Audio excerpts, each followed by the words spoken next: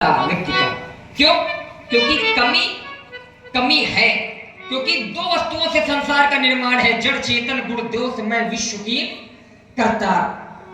नहीं स्वर्ग का देव मैं आदमी हूं, परिपूर्ण परहित स्वयं में कमी हूं। लेकिन एक विशेषता है महाराज, अगर आगे बढ़ा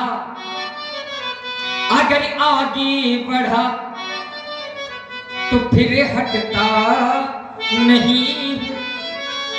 स्वयं ज्वाल हूं किंतु जलता नहीं। जिसकी पतवारों में बल है उसका क्या आधार करेगी। जिसकी पतवारों में बल है उसका क्या आधार करेगी। कर्म योग की पतवारों से लेकर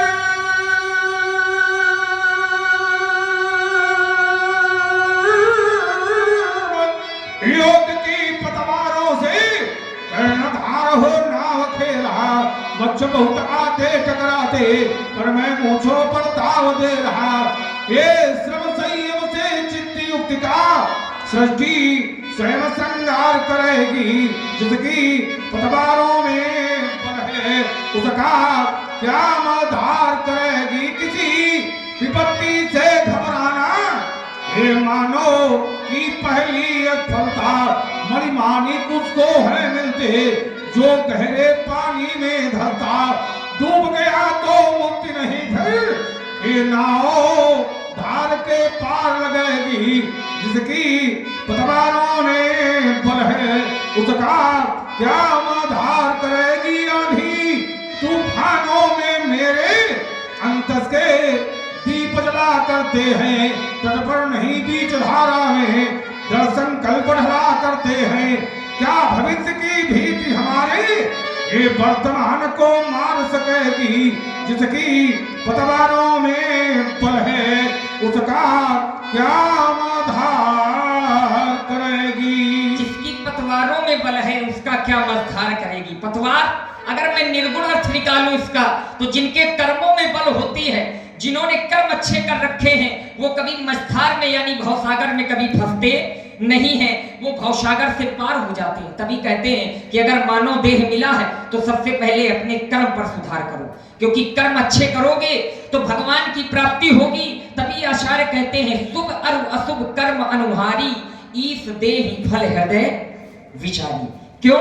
क्योंकि अगर व्यक्ति ये सोचे कि अभी हमारी केवल जवानी चल रही है, बालपन चल रहा है, जब बुढ़ापा आएगा तब भगवान का पूजन करेंगे, भगवान का ध्यान करेंगे। देखिए मित्रों, भगवान का ध्यान करने के लिए किसी आयु की आवश्यकता नहीं है। अच्छा, भगवान भी ये सोचते होंगे कि देख लो पूरा जीवन बढ़िया आनंद से काटा है, अब जब बुढ़ापे में रोगी हो गया है, रोगग्रस्त हो गया है, तब आके माला सरकार आ है। तो अगर तुम किसी को भी पुरानी वस्तु दोगे जा करके तो उसके हृदय में ये विचार आएगा। तो भगवान भी ये सोचते होंगे कि पूरा जीवन अच्छे व्यतीत करके आज बुढ़ापे में आकर के माला सरकार है ना। ऐसा नहीं है। क्यों?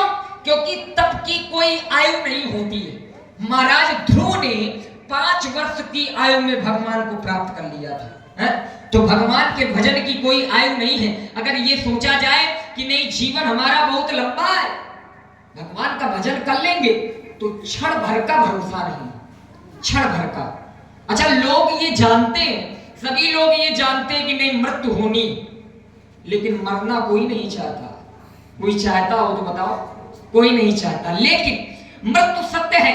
प्रश्न किया गया था सत्य क्या है, तो बोले मृत्यु सत्य है, क्योंकि मृत्यु एक दिन निश्चित होनी है। आचार्य कहते हैं क्या, ये जीवन एक झमेला है और 4 दिनों का मेला है, और सब घर बार यही रह जाए, जाता हंस जाना अकेला ही है। क्यों? क्योंकि जब जिसका समय आ जाता है तो फिर उसकी कोई सुरक्षा नहीं कर पाता है। जैसे एक कथा हमें याद आ गई गुरुदेव भगवान की, और बहुत सुंदर कथा है। ये समय के ऊपर ही है। अगर समय आ गया है तो निश्चित जाना। जैसे भगवान गरुड़ के एक मित्र थे, शुका तोता एक मित्र था भगवान गरुड़ का। एक दिन वो बैठा हुआ था तो यमराज मार्ग से निकल रहे थे, तोते को देखा और देख करके यमराज ने हंस दिया। अच्छा ईमानदारी से बताओ, यमराज जिसको देख करके हंस दे तो उसके प्राण तो पहले सूख जाएंगे कि यमराज हंसे तो क्यों हंसे। तो तोता के हृदय में ये बात बैठ गई कि यमराज आखिर हमको ही देख करके क्यों हंसे। जिस समय गरुड़ जी आए तो गरुड़ जी से ये बात बताई कि आज यमराज निकल रहे थे और धर्मराज ने हमको जिस समय देखा तो देख करके हंसने लगे, और जब से देख करके हंसने लगे तो हमारा हृदय तब से बैठा। तो गरुड़ जी ने कहा कि तुम परेशान क्यों हो, मैं साधारण थोड़ी ना हूं, मैं अभी जा रहा हूं, मैं पूछूंगा जा करके क्यों हंसे। तो पहली बात तो तुम्हारा कोई कुछ कर नहीं पाएगा क्योंकि तुम हमारे मित्र हो। तो गरुड़ जी ने किया क्या, गरुड़ जी ने तोता को उठाया और व्यास जी 7 समुद्र पार ले जाकर के एक गुफा में रख दिया कि यहां पर काल भी नहीं पहुंच सकता, और वापस लौट करके यमराज जी के पास गए और यमराज जी से ये पूछा कि ये बताओ तुम मार्ग से निकल रहे थे, तुमने हमारे मित्र को देखा और तुम हंसे क्यों।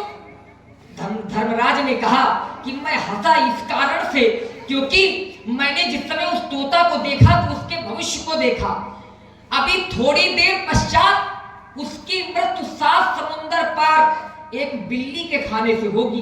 तो मैं सोच करके इस कारण से हंसा कि ये तोता 7 समुद्र पार पहुंचेगा कैसे। तो गरुड़ जी ने कहा ले हम ही आए, अभी छोड़ के आए, वहां तोता देवता निपट गए। तो ये समय है जब जिसकी जहां मृत्युआनी है तो व्यक्ति अपने आप पहुंच जाता। ये समय चक्र है और काल चक्र किसी को छोड़ने वाला नहीं है। एक गीत के माध्यम से मैं प्रस्तुत किए देता।